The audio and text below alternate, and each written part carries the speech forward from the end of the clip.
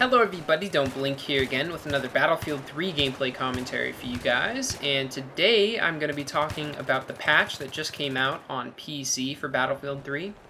This is a very similar patch to the one that came out on PS3 earlier this week and will be coming out on Xbox 360 soon. No ETA on that just yet.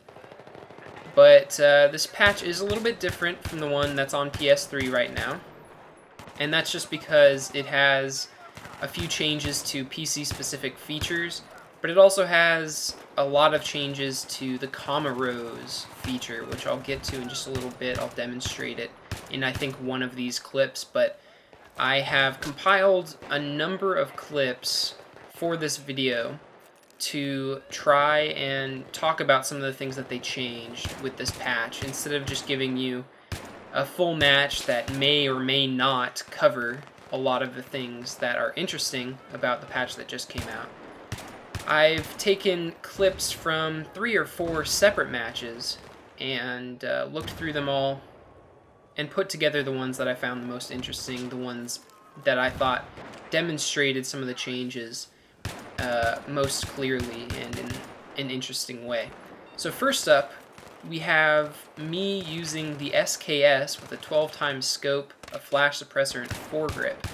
And you'll see that I hit most of my shots when my crosshairs are obviously on my target and I'm not being suppressed. But as soon as I get suppressed, my shots just start going all over the place. Additionally, if I fire multiple shots in a row, then the spread gets pretty intense. But you'll also notice that I'm not suffering from any of the jamming issues that plagued semi-automatic and burst fire weapons prior to this patch. So overall, I really like these changes. It means that if you know where a sniper is and you fire upon them, then you're probably not going to get hit by that sniper.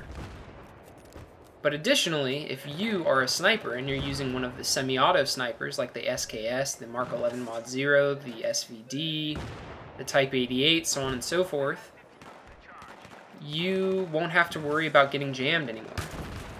And you'll see, kind of at this mid-range here, the SKS is now very, very good. And I take out these infantrymen who are kind of nearer to me than the people on the hill very, very quickly. So overall, I really like the changes that they made to the semi-automatic and the burst fire weapons. I used a lot of burst fire weapons during my time with the patch so far today, and I found all of them to be a lot more responsive, a lot more useful, and a lot more effective. So very, very happy with those changes there. Let's move on to our next clip. Hey, I died. So here we are with the AN-94. And you'll see that I was able to take that guy out very quickly. The AN-94 jammed a lot prior to this patch.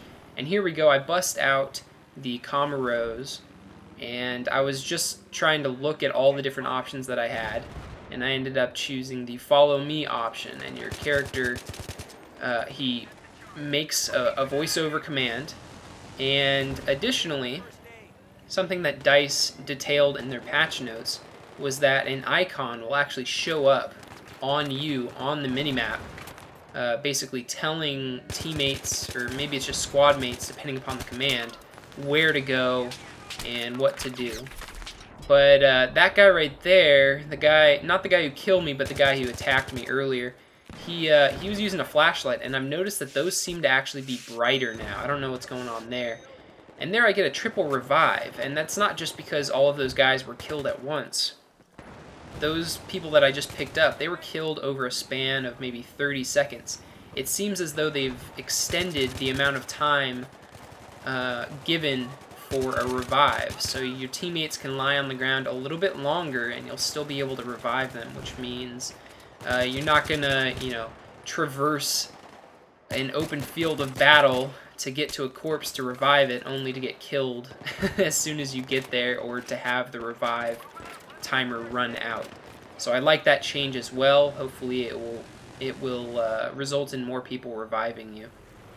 And here I wanted to see if they had adjusted the parachute deploy time or the fall damage. It seems like fall damage is still pretty unforgiving, and the parachute does not deploy any more quickly.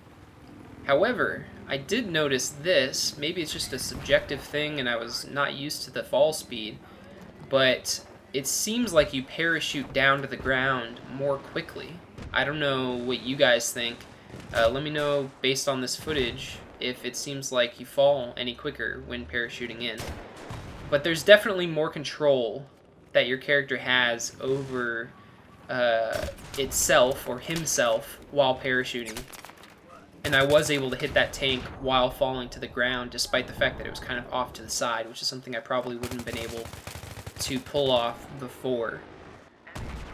And here I'm using the M4, just because, again, I was trying out all of the burst fire weapons, and it seems like the more mid-range, close-range weapons are definitely much worse at longer ranges now, because they added a lot of spread and they added what seems to be a lot of recoil.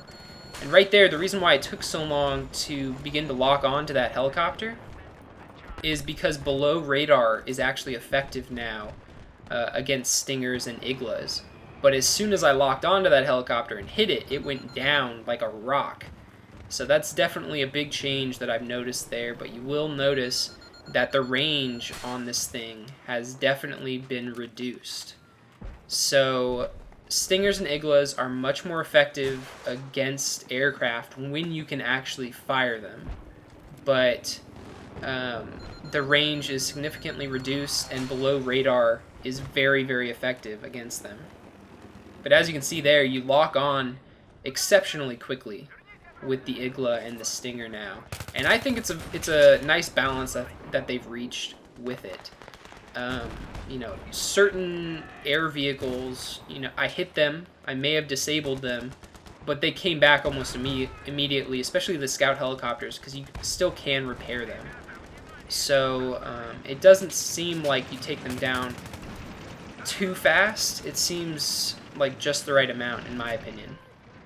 And here, you'll notice that these tanks weren't really paying attention to me, and that's because they take damage much more quickly now. So I think they were kind of worried about our jet and worried about people with javelins and rockets and stuff like that. I was still using my Stinger here, so I ended up picking up the support kit, and I was able to plant some C4 on this tank. But I think that the infantry experience, especially with this patch, has been very much improved.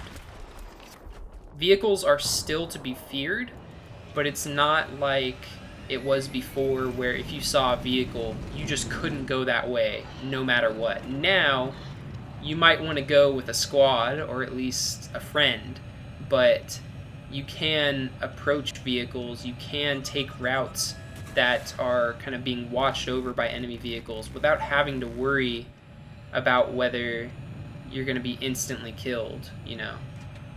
So I definitely like this patch just because it seems like the infantry experience is more fair. It seems like the game in general is geared more towards infantry now. But vehicles are still good. What isn't good, however, and I did want to mention this, is the fact that heat seekers, in the jets at least, against obviously other aircraft, and in this case another jet, they don't work. They don't work at all. So don't equip heat seekers on your jet anymore. I don't know if it's the same way with helicopters now, but I'll leave a link to a video in the description that will demonstrate to you that heat seekers literally cannot hit their targets now, so be wary of that. But that's it for this video. I hope you guys enjoyed. Let me know what you think of the patch that's just come out on the PS3 and the PC, and I'll talk to you guys later. Have a good one. Bye.